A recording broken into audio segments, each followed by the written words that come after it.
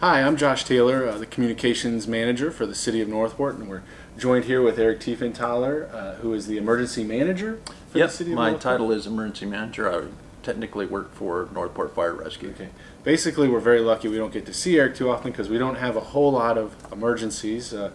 We've been spending a whole lot of time together, though, recently. Yes, and been very busy lately. And come hurricane season, usually we become closer friends, for sure. A lot of preparation. Yeah, so that's the point of this conversation we're having today is just how can we help people get better prepared for hurricane season. We have our resident expert here. We have a bunch of help on staff, and we've been fortunate that we've been through the fire a few times, so that's helpful that we haven't had a major issue, but we've had a lot of practice. Yep, getting better each time. So that's good. So the focus, again, hurricane season. Eric, when does hurricane season run? The Atlantic hurricane season starts June 1st and runs until November 30th. Okay, so we're there, and it's going to be the predictions are always that it's going to be a wild year, and it only takes one, though. Yep, exactly. The number of storms that they name and they project isn't always as important as just being prepared for that one impact that can affect your area. Yeah. And one thing that we always look at when a storm is out there is what its potential category could be. So can you explain to us a little bit about the different categories of storms? The categories are based on the Saffir-Simpson wind scale, with Category 1 being 74 miles per hour, which is the least amount, up to Category 5, which is 157 miles per hour and over, which we actually saw that in Hurricane Dorian when it was over the Bahamas. The winds reached greater than 157 miles per hour. Anything that's over a Category 3 is considered a major hurricane because of the potential to loss of life and damage. And when we're looking at those categories and when the storm's coming, the big question always we get is when will they open up what we now know are called evacuation centers? Correct. No longer shelters. Correct. So when will people know? The evacuation centers, obviously the notifications will go out by local officials. Evacuation centers are ran by Sarasota County per Florida state statute. When a hurricane watch is activated, they will start opening up all the evacuation centers. All the evacuation centers will be opened up at once so that people can utilize them. Yeah, that's a lot easier now because it used to be here, there, and Correct. now it's when they open, they open. So I think that's going to be more helpful for the public. Of course, the elephant in the room when it comes to these shelters this year, potentially forward, is COVID-19, coronavirus. So what can possibly be different with those centers this year? Well, the approach on the centers is they're following CDC recommended guidelines and increasing the spacing in the centers to normally it's 20 square feet during a quote-unquote normal hurricane season. This year it'll be increased greater to allow for that social distancing. Also, in addition to that, when people are reporting to the evacuation centers, they need to bring some other supplies with them. They need to bring masks, hand sanitizer, disinfection wipes if they have it, and be prepared and know that there's no guarantee that any environment is going to be absolutely COVID-free. And the concern there will be if the areas are spread out for people is the amount of people that can get into a shelter before it closes. Correct. So when you're looking at the evacuation centers, and luckily we're very fortunate in Sarasota County because Sarasota County government and the Sarasota County School Board work in conjunction to provide the evacuation centers for our citizens, which is not always the case around the state. So we're very fortunate in that respect. But when it looks at the actual number of people that you can fit into an evacuation center, obviously if you're doubling the square footage that's required to keep that social distancing, it's going to have an impact on the number of people that we're allowed or that we can shelter during a storm. So our big push this year and the messaging that we'd like to get out to people is really know whether you absolutely have to evacuate. Evacuation centers should be a last resort. It goes back to knowing your home, having a plan, being prepared, and taking those things into consideration before the storm hits. Yeah, a typical block home might be okay. Newer roof, some of those things outside of certain flood zones. Correct. Typically speaking, anything constructed after 2002 is up to the newer codes. Obviously, concrete block is a sturdier construction than wood frame. Your best bet is to get a wind mitigation study done or look back on your construction or your contractor and find out what your home is rated for. And then, of course, always know your flood zone level. And you can find that by going to cityofnorthport.com and looking at Public Works under flooding and looking up whether your house is in a FEMA flood zone. Yeah, and in the search bar there, you can probably just type in flood zone, and a bunch of information will come in. It's pretty easy. And if you have questions, you can always email us at communications@cityofnorthport.com, and we'll get you to the right folks to get those answers. We got, it's one thing as part of being a municipality is we provide better service. Yep. I think when it comes to those Absolutely. things. So feel free to reach out to us. Also to mention on the FEMA flood zones is that they just updated their maps. So if you haven't checked it lately, you might want to revisit that and check to make sure. Yeah, certainly the bigger concern is for those in modular homes, and Absolutely. Anybody that's in a modular home or an RV need to have a plan in place. And what we've helped message or deliver to the citizens is find a host home, and that's a friend or a family member that has a well-constructed home or a place that you can go to temporarily take shelter during a storm, as opposed to going to an evacuation center. Again, the evacuation centers are really a last resort. yeah.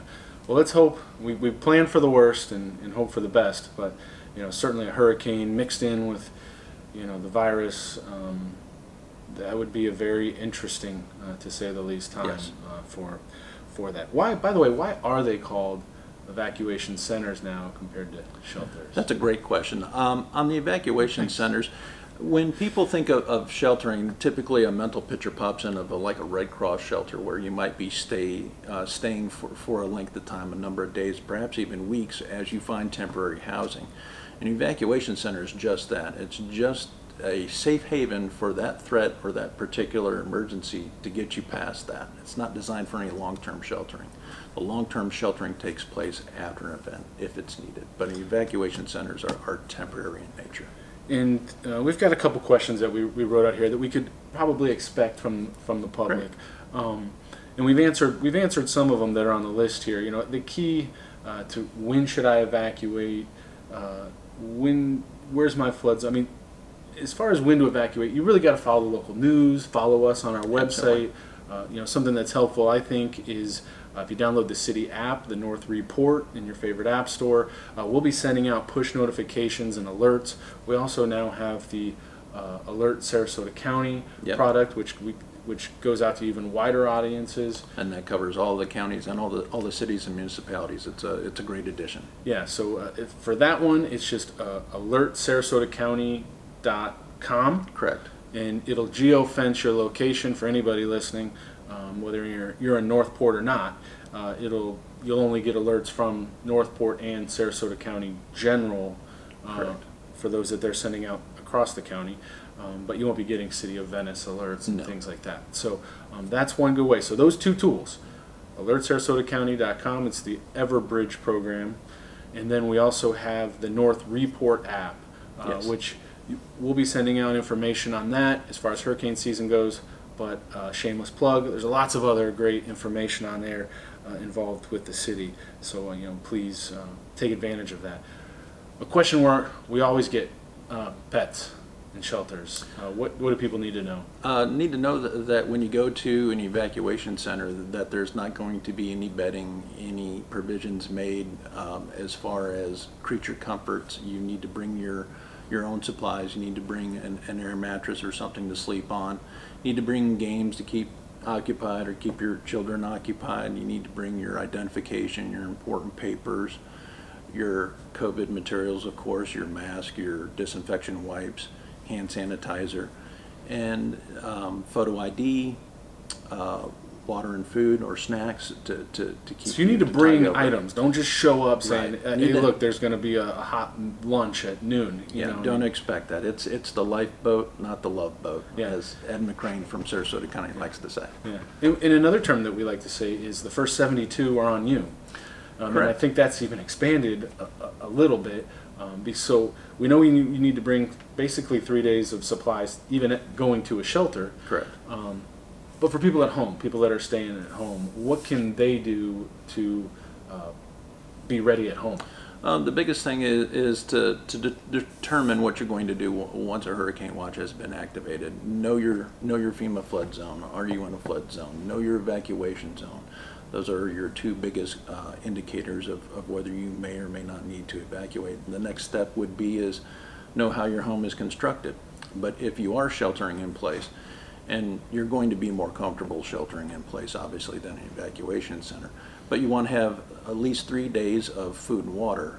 The 3 days is a minimum. What more the push now is to have 5 or 7 days is better, and then obviously 10 days is the recommended best. The 3 days is a minimum. That's often overlooked with the catchphrase 72 are on you. Other items to consider, have a can opener, have a battery operated NOAA weather radio so that you can stay informed. Not only a can opener, but a manual. A manual. Because you might not have power. Right? Yeah. If you don't have power, then you would be stuck. Pro tip. And definitely have that plan. And there's various checklists that people can go to. There's ready.gov that has a checklist of supplies. There's the Florida Department of Emergency Management, which has a checklist of supplies. Your Sarasota County Disaster Preparedness Hurricane Guide has checklists. You find all these on our website. And you find all these on our websites, of course, that give you all those things. You want to make sure that you have enough medication, fill up your car with gas. If you have a generator, using a generator, don't use it in the house, don't use it in the garage because of carbon monoxide poisoning. If you have extra gas cans, make sure that they're approved containers. Don't put gas in unapproved containers. Right. Obviously. Well, you'd be surprised. I mean, people start taking some drastic measures. And before I forget, it's important to note that all shelters now are pet friendly. All shelter or all evacuation centers are pet friendly. Yeah, it's okay.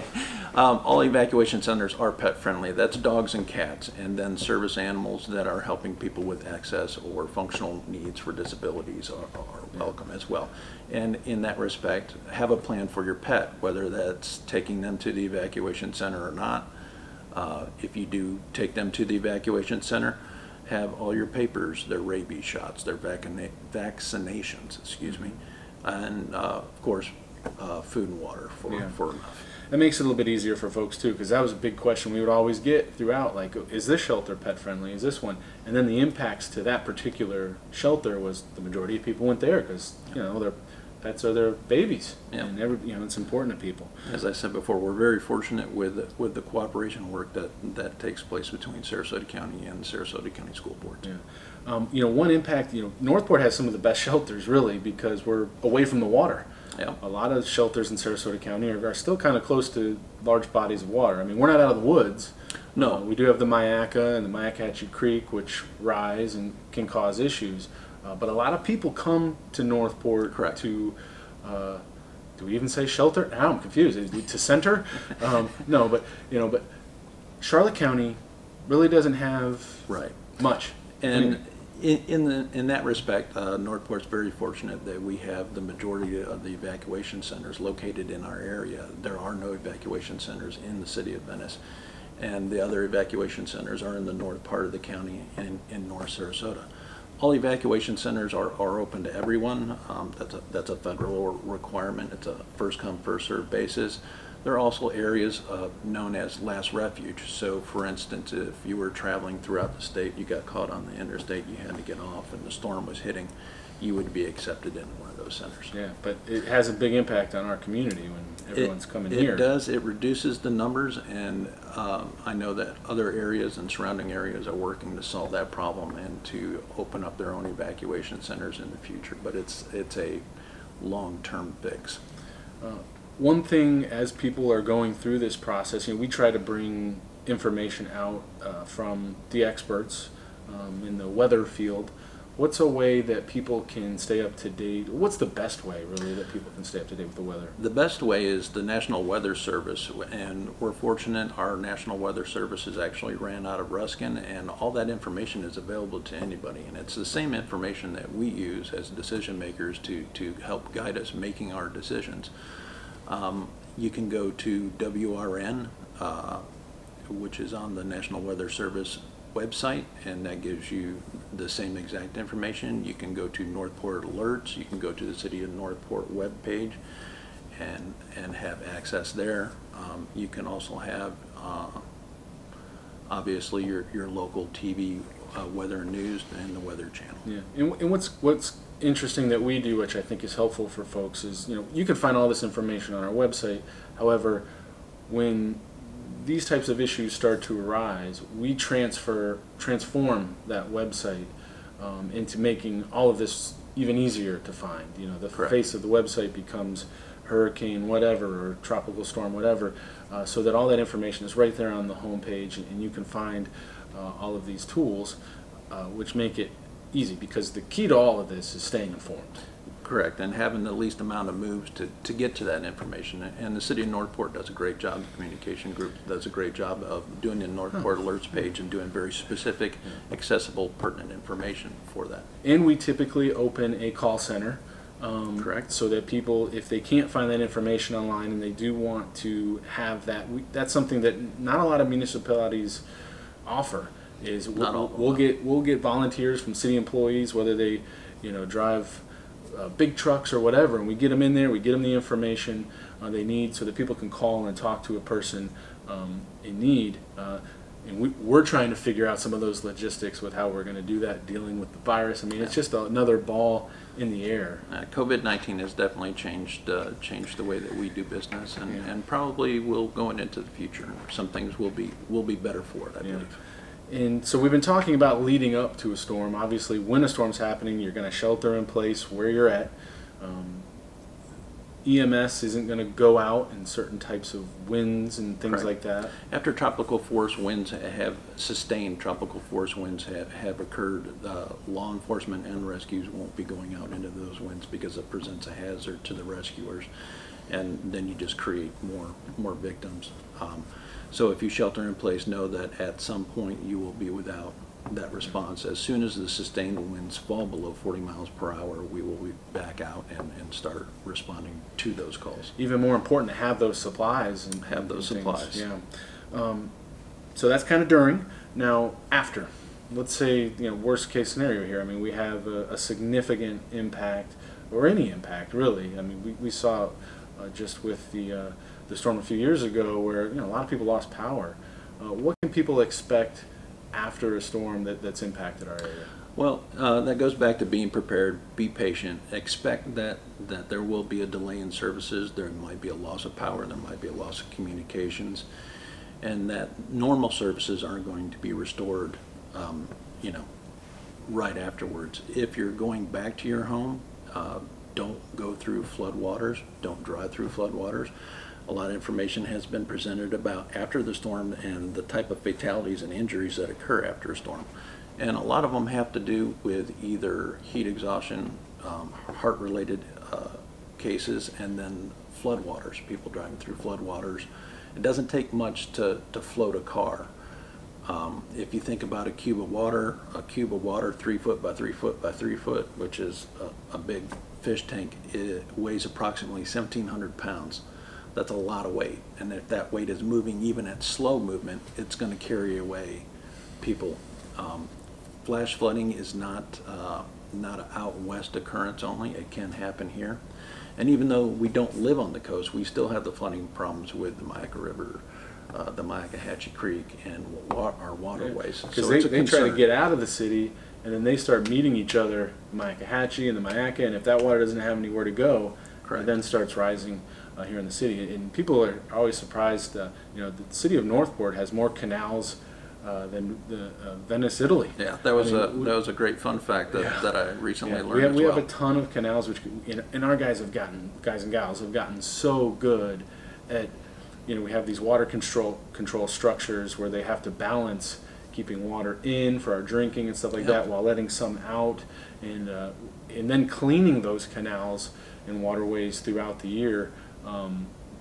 We've been able to have more water in the system before we start having flooding concerns. I mean, it's raised significantly over the last couple of years. Yes, our public works has been very proactive in its measures to being able to control and to move water, whether it's improved waterways, water gates, clearing out that debris, as you mentioned. I mean, there's only so much you can do, but we've definitely gotten a lot better at that. And to your point when you were talking about heat stroke and stuff like that, to keep in mind, because people might not have power, and hopefully they see some of this information beforehand, is we've actually opened up cooling stations here at the Mullen Center in the past, where people could come and actually get a shower. Right. If they just needed some air, because we run on generators. Right. Not everybody is fortunate enough to have that, so they can come and get cool, get out of that stifling heat, and get cleaned up a little bit. The other thing I would like to backtrack for a moment and just mention on the floodwaters, try and stay out of the floodwaters, because when you have flooding, you have a lot of contaminants, a lot of bacteria, a lot of things that are unhealthy in that water. And so there's a hygiene and a health risk, especially for people that are at risk or have underlying medical conditions. So whenever possible, try and stay out of floodwaters. It's definitely not something you want to play in. Yeah. Wildlife and So just the last few questions here. What has the city done? What are we doing? It's our responsibility to help protect our citizens as best as we possibly can and inform them and take precautions. What has the city done? We kind of touched on it with Public Works, but to be as prepared as we can be for something. We're taking a look at our plans and past practices whenever a disaster occurs. One of the things you do is you take a look at, well, what did we do during Hurricane Irma? And we learned lessons during Hurricane Irma, and so we're seeking to improve those things and make ourselves in our community more resilient for when those situations happen. We're also training and informing ourselves better, attending FEMA specific disaster related courses to increase our knowledge, and we're also trying to be better prepared and push that same information out to our citizens so that they can be prepared. Yeah, information is key during these type of events, and I think it is important for our residents to know that we follow the federal government's incident command system when some of these issues happen. So it's not like we all got together and said, well, here in Northport, we're going to do this and that. I mean, we're all educated, we're up to date, we take lots of classes and information so that we can act in a uniform, organized type of situation, because that's what it really comes down to, is being as organized as possible. Yep, and we also coordinate with different areas and different agencies in government, with Sarasota County, with their disaster and emergency management, with the Sarasota County school boards, whether it's our evacuation centers or the county's evacuation centers, and different agencies, so that in that disaster and in that moment, if we don't have the resources and someone else does, that we have those agreements in place that we can get those resources that we need, and by the flip side, that we can provide those services too if a different agency needs us. Yeah, we have people stationed up at the county's EOC. So we have our own EOC actually in the room that we're sitting in here, and then the county has their EOC for the entire county, and then we have people there so that we can interact. We have constant phone calls a couple times a day to go over logistics and what's going on. Lots of meetings. Yeah, so that everybody's on the same page, and I think that's been very helpful. But Northport's taken a more active approach to have our own kind of unit here, so that we can relay those issues and communicate even quicker. Correct. We're always looking for ways to improve upon having our response for our citizens. Yeah. And again, we've had a number of incidents over the last couple of years, which has really kind of sharpened those skills, I think, a little bit. Every situation's different. Yeah, we're learning a lot. Every situation presents a new opportunity to learn and increase those possibilities, and think about that question, what if, and prepare for it. What are some of the kind of finishing this up a little bit? What are some of the myths with hurricanes? Some of the myths, some of the key ones that come to my mind is whenever people see TV tracks and they got that thin black line and it's going through a certain city, and they relax and they go, oh, I don't need to worry about that. Well, what you need to keep in mind is there's an associated cone with that, so that track can move left or right, and then on top of it is the simple sheer size and scope of a storm. Hurricane Irma, it was actually the size of Texas, and you put that over the overlay of the state of Florida, and What was the last one? Was Doreen? Was that Dorian was the last Dorian, one that was in the Bahamas, and that sat there and basically scrubbed the Bahamas for a couple of days before it moved on, and that set records in itself with the sustained winds and how strong it was. So don't buy into just where that little track may go, and be prepared. Another myth that comes to mind is that if I get water damage or flood damage, that my homeowner's insurance will take care of it.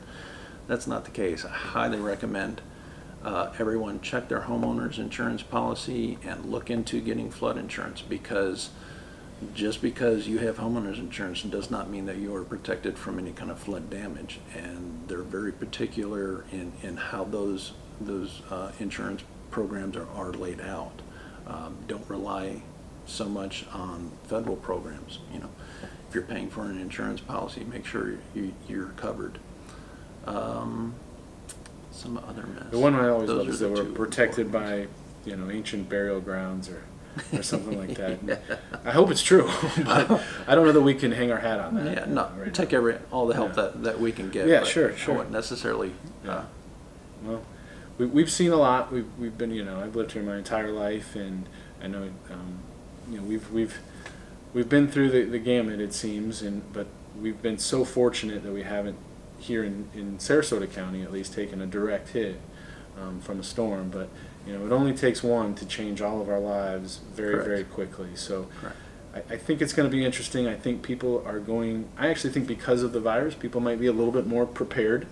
I hope so. To have some things at home. Hopefully, the supplies have probably been dwindling over the last little bit. So that's another great point to bring up, is that you don't have to go out all at once and buy those supplies, and that's the reason why we have May as hurricane preparedness and June and those kickoffs, is that so you can stagger out those expenses of adding the extra food, of setting aside some extra cash, of setting aside some extra water, and increasing that preparedness.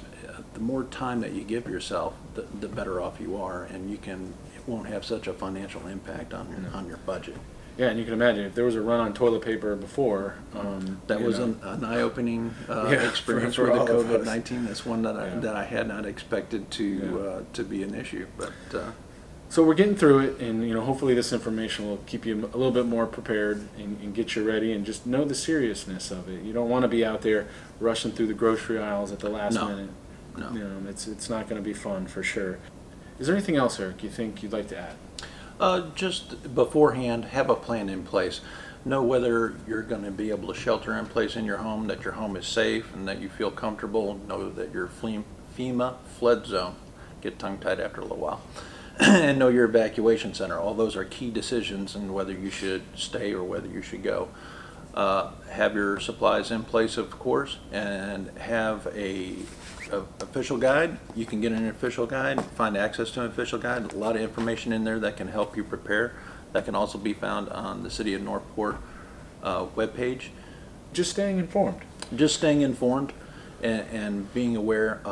Communicating to your family. Have a family member that's perhaps outside the state or outside the impact area, and let them know what your plan is, who you're with, and that you're safe, and have that one point of contact, because during an emergency, our communication lines and networks and things of that nature are overwhelmed with just a sheer amount of calls. Yeah, we've seen that in the northern part of the state, Mexico City, is people, you can't use your cell phones. The towers are gone, down, so that's a real issue.